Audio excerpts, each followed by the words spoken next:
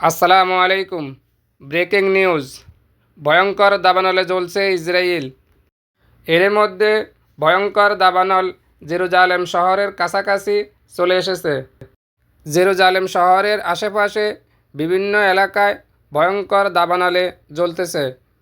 জেরুজালেমের fire and service rescue বিভাগের commander সোমুলিক ফেডবান সংবাদ সম্মেলন করে বলেন, ইসরায়েল এক ভয়ঙ্কর দাবানলের মুখোমুখি হয়েছে, যা কিনা অতীতে কখনো এমন হয়নি।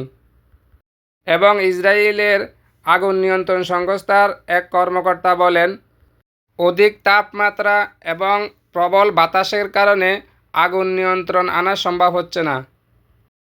তিনি আরও বলেন, এটি ইসরায়েলের সবচেয়ে বড় অগ্নিকাণ্ড, যা আগে কখনো এমন হয়নি। পুরো ইসরায়েল জুড়ে আতঙ্ক সৃষ্টি হয়েছে। মানুষ ঘর বাড়ি ছেড়ে দিক বিদিক ছুটাছুটি করতেছে। এরই মধ্যে গোয়েন্দা সংস্থা তদন্ত শুরু করেছে আগুন কিভাবে লেগেছে। ভয়াবহ দাবানল সামাল দেওয়ার জন্য এর মধ্যে বিভিন্ন দেশের কাছে ইসরায়েল সহযোগিতা চেয়েছে। গ্রিস এবং ইতালি এরই মধ্যে দুই দেশ অগ্নি নির্বাপন বিমান পাঠিয়েছে। জরুরি সেবা সংস্থা এমডিআর জানিয়েছে, হাজার হাজার মানুষ এখনও ঝুঁকির মধ্যে আছে।